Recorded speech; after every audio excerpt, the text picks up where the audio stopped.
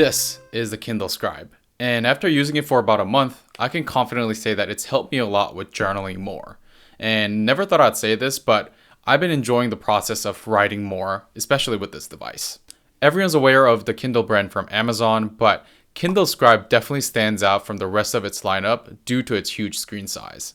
I bought the 16GB bundle with the premium pen, and you have the option to go up to 64GB, but I didn't feel like I need that much storage for my usage.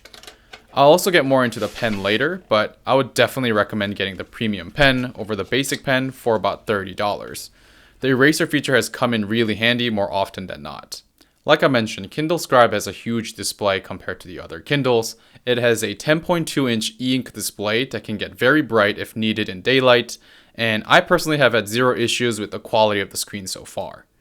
I will say it's one of those things where I feel like I can't go back to reading on the smaller Kindles, especially after getting used to this bigger size. It has an auto brightness feature which works well during the day, but I usually end up adjusting manually at night to ensure that it's not too bright on my eyes. It also has an adjustable warmth feature which makes it easier on the eyes, especially at night. This can be scheduled to be turned on and off or be automatic depending on the sunset or sunrise. I personally read mostly at night, so I find myself needing the screen to be as dim as possible, so I crank the screen brightness down to 1 and turn on the dark mode, which inverts the black and whites, and it seems to hit the perfect spot for me, especially in pitch black situations. I know that it has an auto screen on and off feature based on the compatible cases, but since I don't have a case on it, I've noticed that it takes a solid 3 to 5 seconds when I want to turn it on from its idle state, which could get a little bit annoying at times, but it's really not a deal breaker for me.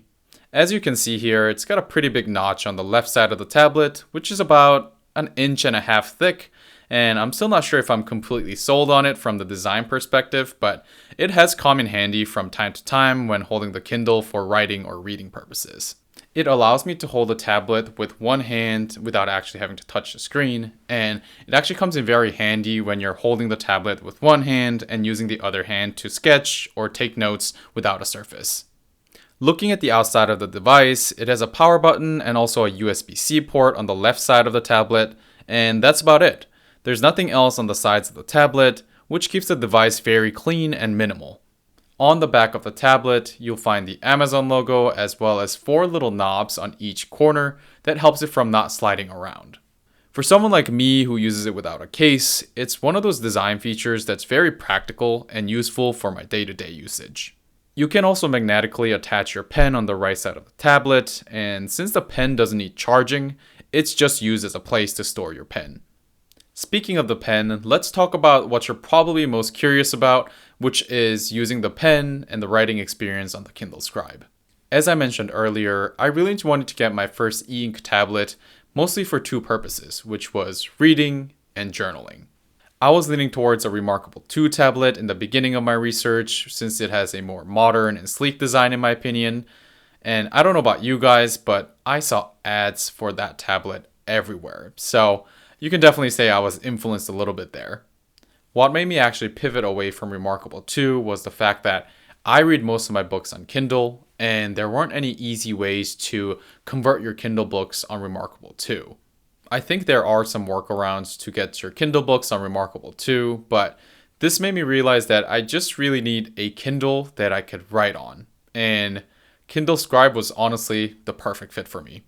Once I decided to go with the Kindle Scribe, my only concern left with buying an e-ink tablet was the lag with the writing experience. I was definitely skeptical, and while it may not be as responsive as writing on an iPad with ProMotion display or maybe other e-ink tablets, I think the matte texture of the e-ink screen really gets close to writing on a piece of paper. I sometimes notice the lag when writing here and there, but I actually really enjoy the writing experience enough that it's actually making me journal more often. When it comes to writing, there are a few pen options you can choose from, and also some of them support touch sensitivity. So for example, the pencil option will react based on how hard you're pushing down on the tablet with your pen. I'm currently loving the fountain pen option, which makes my handwriting look much nicer than it actually is, whereas using a regular pen or marker option, it really reveals my true handwriting. Ever since its initial release, there have been many software updates to enhance your note-taking experience on the Kindle Scribe, such as being able to write and add notes next to text like an actual physical book, but that's only available on very few select books, so I personally would have utilized this way more if it allowed me to write on more nonfiction and fiction books. Good news here is that this is something that can be added with software updates, so I'm hoping that Amazon can add to the Kindle Scribe in the very near future.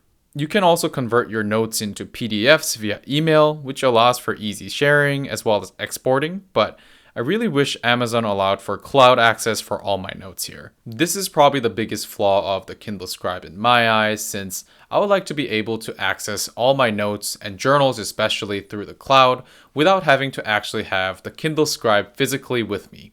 These are great features and updates for people who are looking to integrate their Kindle Scribe more into their everyday workflow, but for someone like me who's looking to use the Kindle Scribe for mostly journaling and take simple notes, I'm just glad that it has a pretty decent file management system.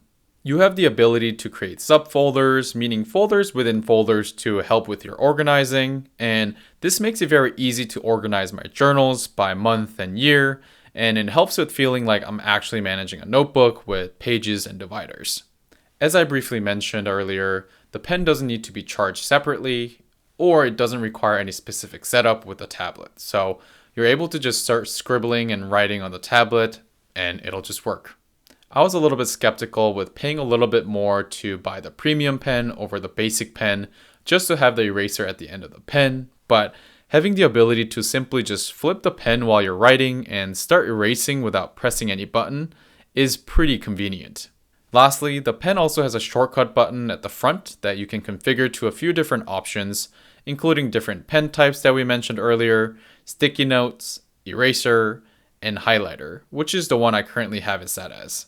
I did some research on what kind of cases or portfolios are out there, and there are some options, but the only one that I really liked was the Amazon portfolio case, but I really wasn't going to pay about $60 to $70 for a case on my Kindle Scribe. And after using it without a case for a while, I felt like I could get by without one, and I also didn't want to add any weight to the already somewhat heavy Kindle. Yes, so the term heavy here is very relative. Compared to other regular tablets, Kindle Scribe is very light. It only weighs about a pound, but compared to all the other Kindles in the lineup that I'm used to, it weighs about 3 times more, so you can definitely feel the difference when you're holding it for a long period of time. Not saying it's uncomfortable to hold by any means, but if you like holding your Kindle with one hand, or in weird positions when you're in bed and reading, it could definitely get a little bit annoying.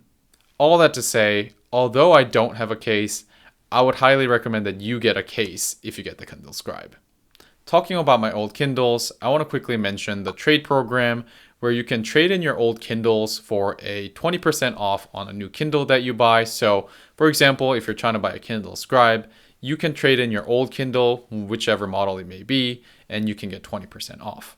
I was able to pick up this Kindle Scribe for about $300 with the premium pen, so if you do have an older Kindle, whichever model it may be, and you're looking to upgrade to, for example, Kindle Scribe, I'd definitely highly recommend looking into the trade-in program.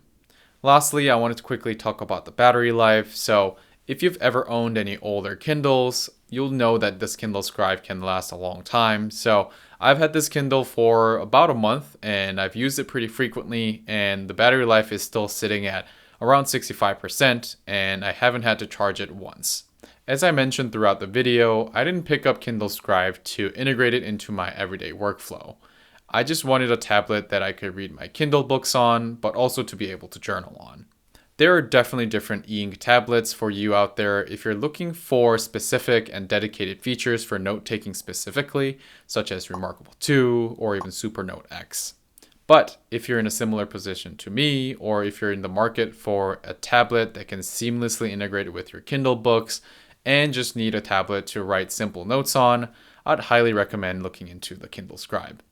Especially if you already own an older Kindle and take advantage of that 20% discount by trading it in. Anyway, thank you so much for watching this video, and I'll catch you in the next one.